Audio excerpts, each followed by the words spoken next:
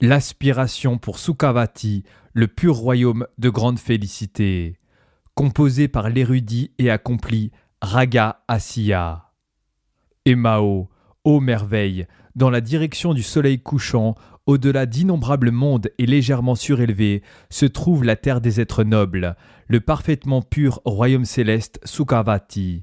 Il ne peut être vu par l'œil ordinaire, mais il est clairement visible par un esprit doté de pure vision. Dans ce royaume réside le Bhagavan Amitabha, de couleur rouge rubis, d'une brillance éblouissante. Il a l'ensemble des 32 marques de supériorité et les 80 perfections, la protubérance crânienne sur sa tête et les roues sur ses pieds et toutes les autres. Il a un seul visage, ses 2 mains sont dans le mudra de la contemplation, tenant un bol d'aumône, et il est vêtu des 3 robes du Dharma.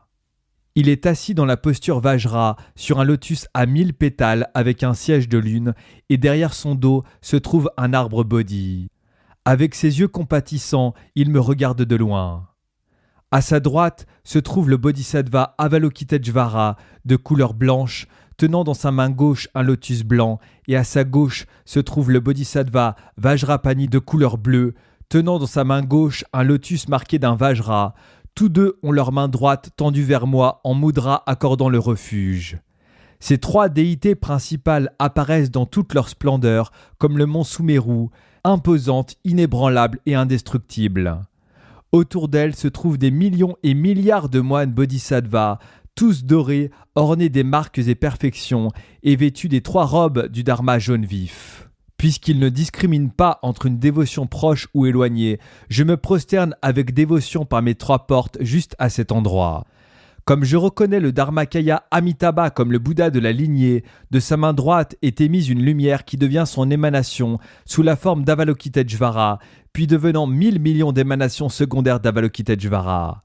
De sa main gauche est émise une lumière devenant son émanation sous la forme de Tara, puis devenant 1000 millions d'émanations secondaires de Tara. Et de son cœur est émise une lumière devenant son émanation sous la forme de Padmasambhava, puis devenant 1000 millions d'émanations secondaires de Padmasambhava. Je me prosterne devant le Dharmakaya Amitabha. Pendant les 6 périodes du jour et de la nuit, son œil de Bouddha observe continuellement tous les êtres avec affection.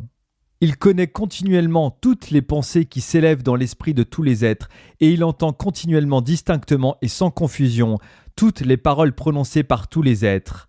Je me prosterne devant l'omniscient Amitabha. Il est dit que tous ceux, excepté ceux qui ont commis les 5 abandons du Dharma inexpiable, qui font cette prière d'aspiration avec foi, en l'offrant pour renaître en Sukhavati, lorsqu'ils entreront le bardo, seront amenés jusqu'à ce royaume. Je me prosterne devant le guide Amitabha. Il est dit que la vie d'Amitabha durera pendant d'innombrables éons, sans passer au-delà de la souffrance, qu'il apparaît juste maintenant visiblement, que quiconque le supplie avec une dévotion focalisée en un point, obtiendra le pouvoir sur l'épuisement de la vie, excepté pour les tendances déjà mûres, la capacité de vivre pendant 100 ans, et il sera protégé de toute mort prématurée. Je me prosterne devant le protecteur Amitayus. Il est dit que même si l'on pouvait remplir 1 milliard de mondes, des myriades d'innombrables fois, avec des joyaux et les donner en offrande, entendre une seule fois le nom d'Amitabha et de Sukhavati et joindre les paumes en signe de foi aura davantage de mérite. Ainsi je me prosterne avec dévotion devant Amitabha.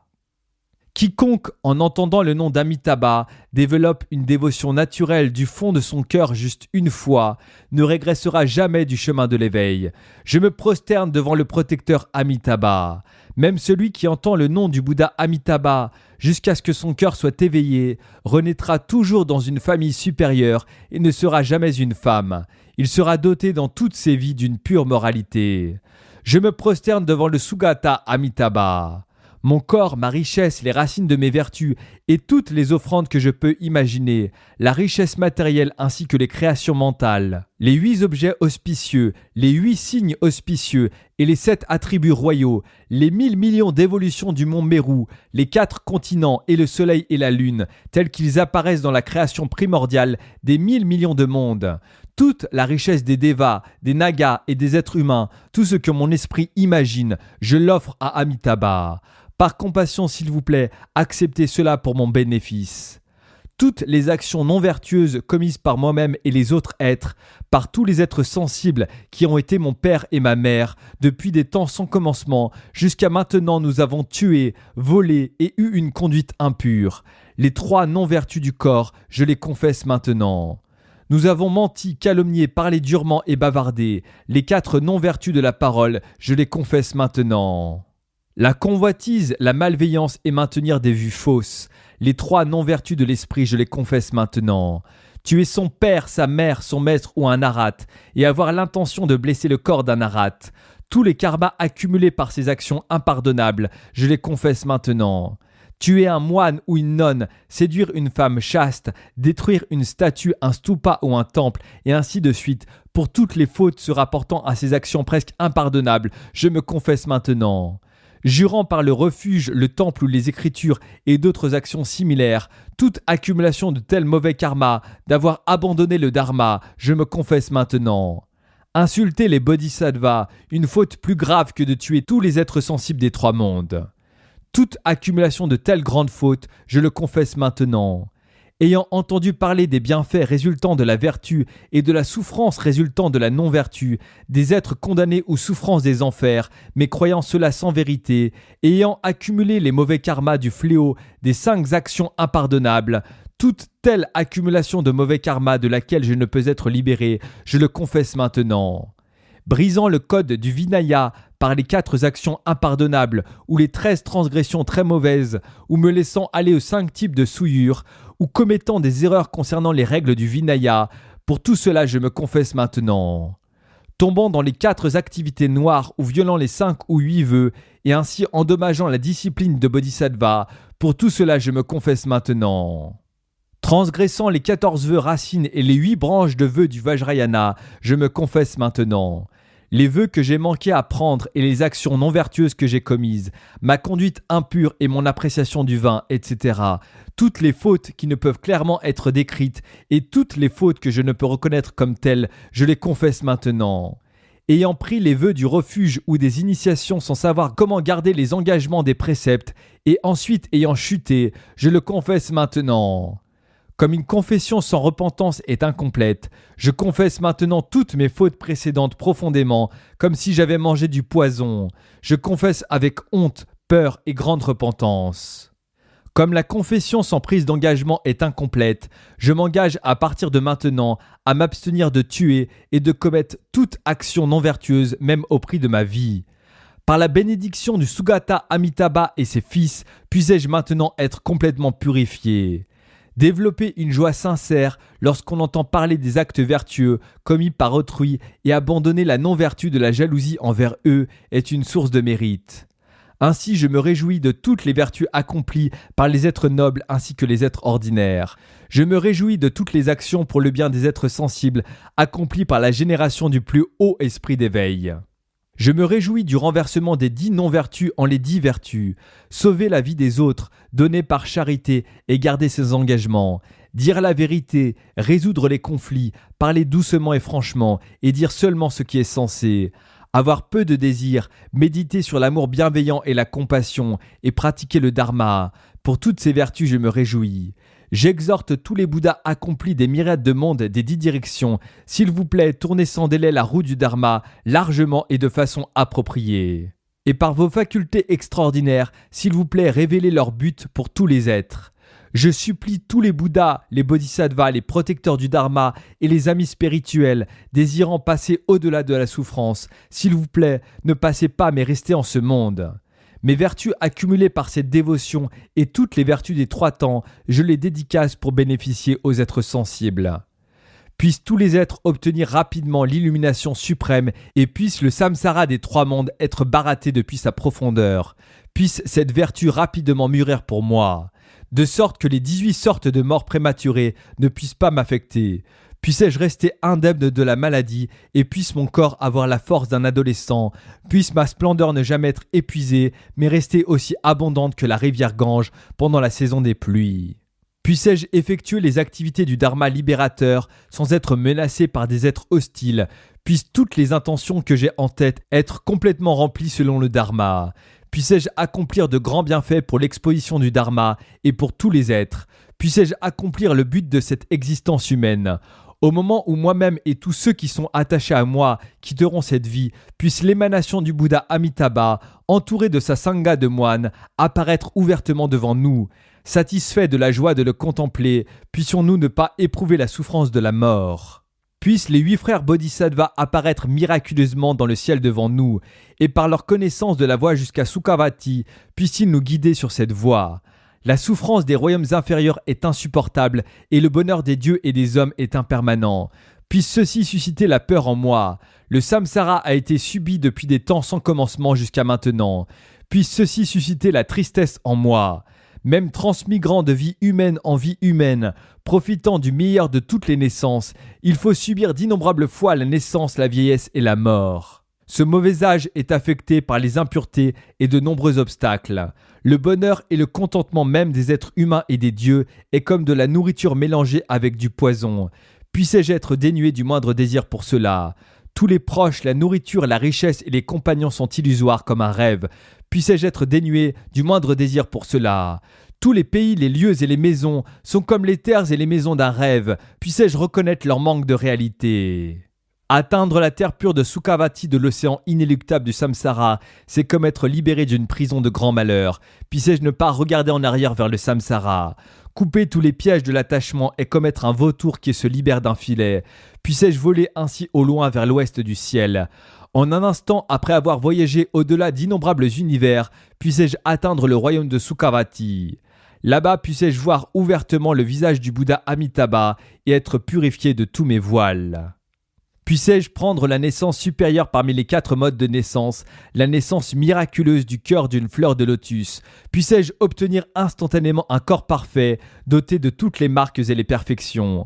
Pour ceux qui ont des doutes ou hésitations ici dans cette vie, la fleur ne s'ouvrira pas pendant 500 ans et ils devront rester à l'intérieur, jouissant pleinement de toute félicité et de contentement et entendant le discours du Bouddha, mais incapables de voir son visage de Bouddha. Puissé-je ne pas développer cette faute? Que ma fleur s'ouvre instantanément à ma naissance. Et puissé-je voir le visage du Bouddha Amitabha. Par la puissance de mon mérite et de ma capacité magique, puissent des nuages d'offrandes dépassant toute imagination émaner de mes mains en offrande au Bouddha Amitabha et sa suite. À ce moment puisse le Tathagata étendre sa main droite et toucher ma tête et octroyer la prophétie de mon illumination. En écoutant ces enseignements du Dharma profond et étendu, puisse ma nature être mûrie et libérée. Puisse Avalokiteshvara et Vajrapani, les 2 principaux bodhisattvas, m'accepter dans leur bénédiction. Chaque jour, tandis que d'innombrables Bouddhas et Bodhisattvas des 10 directions viennent auprès du Bouddha Amitabha pour faire des offrandes et contempler son royaume, puissé-je par la bénédiction de tous obtenir leur nectar du Dharma. Par projection non entravée, on peut atteindre les royaumes de Akanishta et Ratnakuta, Karma Paripurana et Dhumatala. Puissé-je chaque matin visiter ces royaumes, rencontrer les Bouddhas Akshobhya, Ratnasambhava, Amoghasiddhi et Vairochana. Obtenir des initiations et des bénédictions, prendre des vœux et faire de nombreuses offrandes, puis retourner le soir sans effort ni difficulté en Sukhavati.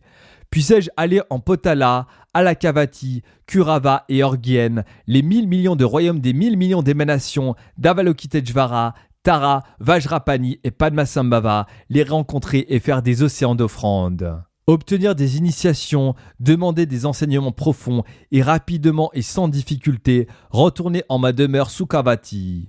Avec ma vision supérieure, puissé-je voir clairement les amis et les étudiants proches que j'ai laissés derrière moi, leur accorder une protection et des bénédictions et les conduire vers ce royaume au moment de leur mort.